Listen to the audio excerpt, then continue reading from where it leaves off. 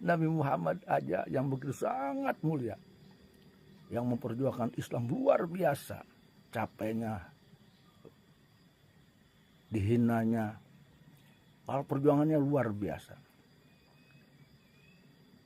banyak dicacinya. Masa Abah belum apa-apa, ibadah belum apa-apa, berjuang untuk Islam juga kagak, baru dicaci maki, dibodoh-bodohin segitu harus marah. Malu ya ke Rasulullah Muhammad SAW kalau marah.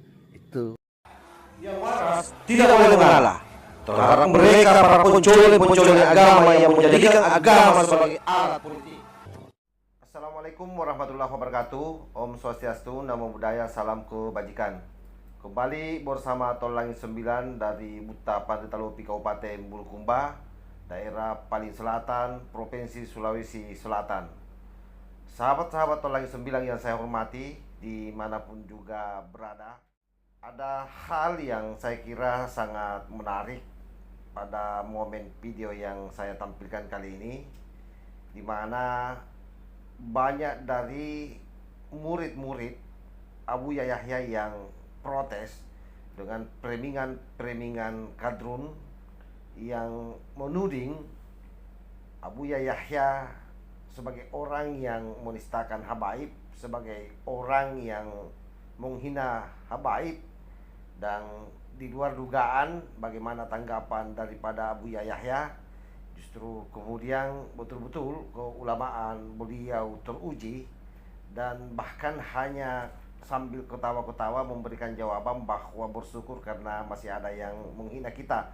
Bisa dibayangkan bagaimana hinaan, cacian, penderitaan yang dialami oleh Nabi besar Muhammad Shallallahu Alaihi Wasallam itu jauh lebih besar dan bahkan tidak bisa dibandingkan dengan apa yang kita alami hari ini. Soal mereka mencaci, mau maki, mau nudin dan seterusnya, itu hal yang biasa dan tidak perlu ditanggapi secara berlebihan. Bagaimana videonya? Coba kita simak secara bersama-sama. ada murid saya datang ke saya, laporan, "Bah, abang nggak lihat di YouTube, di komentar, kenapa?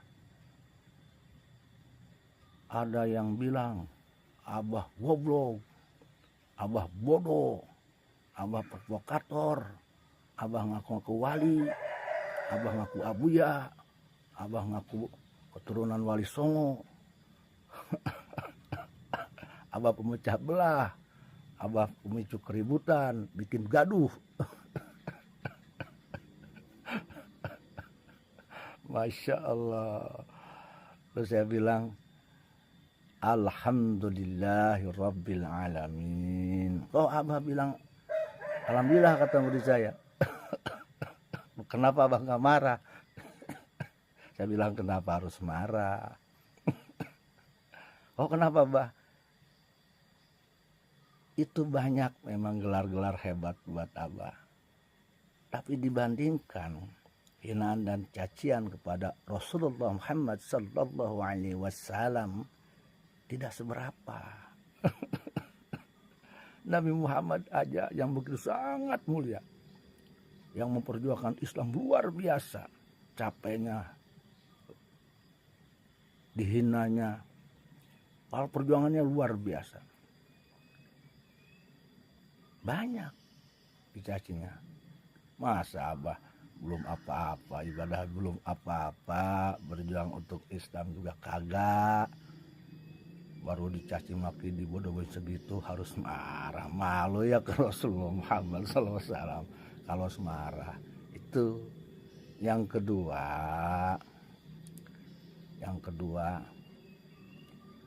yang ngebodoh-bodohin, nyebut sesat, yang ngehina itu, hina enggak orangnya, bodoh enggak, sesat enggak, provokator bukan, pemecah belah umat bukan.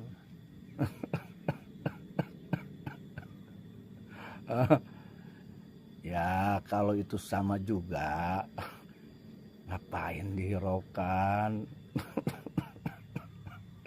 Kecuali yang ngebodoh-bodohinnya, yang menghinanya, dan sebagainya. Itu satu, Allah Ta'ala. Kedua, Rasulullah. Ketiga, malaikat. Keempat, memang orang alim, orang takwa, orang berakhlakul karimah, orang yang sudah bermanfaat untuk manusia dan untuk bangsa dan negara Indonesia. Baru kita harus sedih. Ya, jadi santai aja. Saya bilang ke murid saya, santai aja, bersyukur aja. Untung masih ada yang hina. Kalau banyak yang muji, waduh, jadinya kesombongan nanti. Merasa diri paling mulia, paling hebat di Indonesia ini. Nanti mudah menghina orang lagi. Jadi untung banyak mencaci maki. Kalau banyak yang nyanjung-nyanjung, dicium-cium, kakinya dicium, nanti malah jadi orang yang merasa paling berdaulat di negara Indonesia dan paling suci, merasa paling turunan lebih mulia lagi. Orang jadi sedih nanti. Yang ketiga, sayangnya apa mereka sudah bertanya belum ke Allah? Itu kata Allah bukan, dan itu kata pemerintah dan kata negara bukan. Itu aja sayangnya. Jangan-jangan Allah tidak berkata begitu, ya, pemerintah tidak berkata begitu. Nah, ini masalah. Ya, kasihan ke orang itu. Ya, jadi enggak mesti dipikirkan. Ya, pelajaran buat kita juga. Ya, kalau dihina oleh orang yang hina, dibodoh-bodohi oleh orang yang bodoh, bahkan disebut Fir'aun pun oleh Fir'aun, disebut provokator oleh provokator, disebut bukan Duriat Wali Songo oleh yang nasabnya palsu atau yang masih diragukan, ya enggak apa-apa. Sebab yang hina juga ya sama punya keinginan juga loh. Nggak usah sedih, harus bebenah diri, harus hati-hati. Kalau yang hinanya Allah, Rasulullah, malaikat, dan orang-orang yang mulia dan berakhlak karimah, beradab, dan orang yang berjasa kepada bangsa, agama, negara, dan masyarakat Indonesia di bumi Nusantara ini, baru kita harus sedih.